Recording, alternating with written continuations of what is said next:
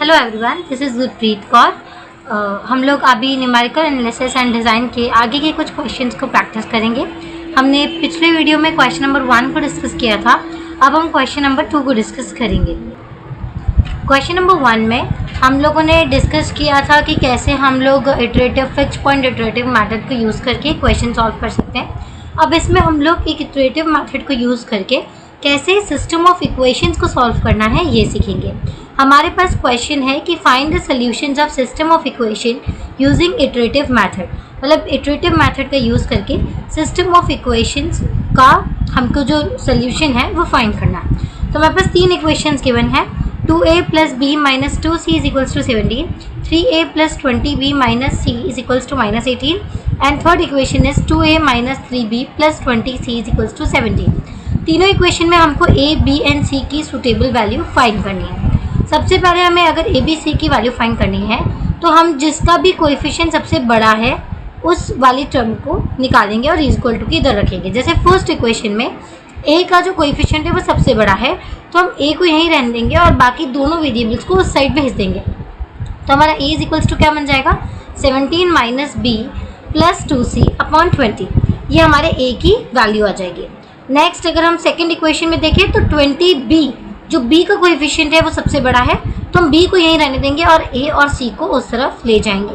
तो हमारी b = में क्या आ जाएगा, -18 - 3a + c/20। अब ये कैसे आया, ये नॉर्मल सी मेथड है कि -c उधर जाएगा प्लस c हो जाएगा, ये 3a प्लस का उधर जाएगा तो माइनस का हो जाएगा और ये 20 इसके साथ मल्टीप्लिकेशन में है तो ऑब्वियस सी बात है कि वो डिवाइड में चला जाएगा।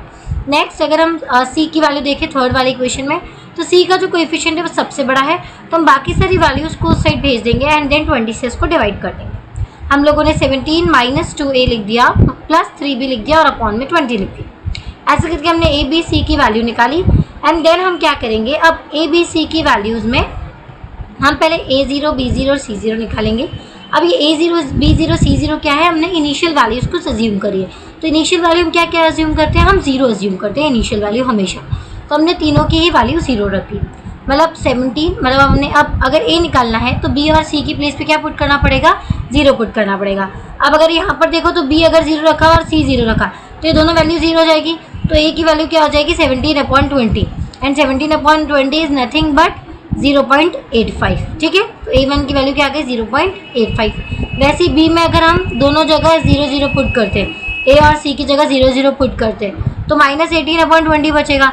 अब -18/20 इज़ नथिंग बट 0.9, तो -0.9। देन हम c1 में c के लिए पुट कर देते हैं a और b की वैल्यू 0, तो ये दोनों टर्म 0 हो जाएंगी। तो क्या बचेगा, 17/20 और 17/20 क्या होता है, 0.85। तो a1 की वैल्यू मिली 0.85, b1 की वैल्यू मिली -0.9 और c1 की भी वैल्यू मिली हमें 0.85। अब हम इन दोनों वैल्यूज़ को वापस से नेक्स्ट इटरेशन में पुट कर देंगे। a की वैल्यू निकालनी है तो b और c की न्यू वाली वैल्यू ले लो। मतलब अपन को ये कैसे पुट करके चलना है कि अगर हमको an की वैल्यू निकालनी है तो आपको an-1 की वैल्यू पुट करनी पड़ेगी।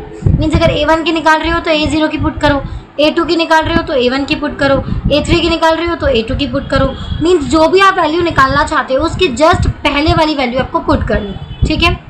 तो जैसे a1 की निकाल रहे हैं, अभी हमने a1 निकाल लिया, b1 निकाल लिया, c1 निकाल लिया। अब हम a2 निकाल रहे हैं। अब a2 निकाल रहे हैं तो हमको क्या पढ़ना पड़ेगा कि हमें b1 और c1 की वैल्यू पुट करनी पड़ेगी। हमने b1 और c1 की वैल्यू पुट करी तो इससे हमारा a2 आ गया। अब b2 निकालना है तो हमें a1 और c1 की वैल्यू पुट करनी पड़ेगी, तो हमारा b2 आ जाएगा 0.985। देन हमने c2 निकालने के लिए a1 और b1 की वैल्यू पुट कर दी। ऐसे करके हमारे a2, b2, c2 निकले। देन अगेन हम लोग a3, b3, c3 निकालेंगे। देन हम again a4, b4 and c4 निकालेंगे। ऐसे करके हम तब तक चलेंगे जब तक कि हमारे वैल्यूज़ जो है वो सेम ना आ जाए। जैसे आप इधर देख सकते हो कि a3 की वैल्यू यहाँ पर आ रही है 0.96 और यहाँ पर क्या आ रही है 0.96। ठीक है, मतलब ये 96 तक सेम हो चुका है। ठीक है, ये 1.0 तक सेम हो चुका है, ये 0.60 है, 0.60 तक सेम हो चुका है। मीन्स 2 डेसिमल पॉइंट तक हमारी करेक्ट वैल्यू आ चुकी है। जब ऐसा हो जाए कि 2 पॉइंट या 3 पॉइंट तक हमारी करेक्ट वैल्यू आ जाए, सेम वैल्यू आ जाए, तो आप इसको स्टॉप कर सकते हो। We will follow these steps till we get repeated approximated value. हमें तब तक करना है जब तक हमें रिपीटेड वैल्यू ना मिल जाए। और रिपीटेड वैल्यू हमें मिलेगी, ये फॉर डैम श्योर है। बस आपको कितने डिजिट्स तक चाहिए वो आपके ऊपर है। जैसे एरर कितनी कंसिडरेशन है, जैसे इसमें अगर एरर की कंसिडरेशन 2 डिजिट तक की है तो आप 2 डिजिट तक सही लिखो, उसके बाद अगर आप गलत भी लिखते हो तो चलेगा। पर अगर इसमें एरर की कंसिडरेशन ऐसी है कि भाई हमें तो एरर एकदम 5 डिजिट्स तक एकदम करेक्ट अप टू आंसर चाहिए, तो फिर आपको इसको 5 डिजिट्स तक करेक्ट निकालना पड़ेगा। मतलब 5 डिजिट तक जब तक सेम नहीं हो तब तक निकालना पड़ेगा। समझ में आया? तो इसी तरीके से हम A1, A, B और C की अप्रॉक्सीमेटेड वैल्यूज़ मीन्स जितने डिजिट तक हम अच्छे से उसको अप्रॉक्सीमेट कर सकते हैं, एक्यूरेटली बता सकते हैं, हम उतने डिजिट्स तक जाएंगे। तो इसके बाद हम लोग नेक्स्ट वीडियो में नेक्स्ट क्वेश्चन डिस्कस करेंगे। Thank you for watching.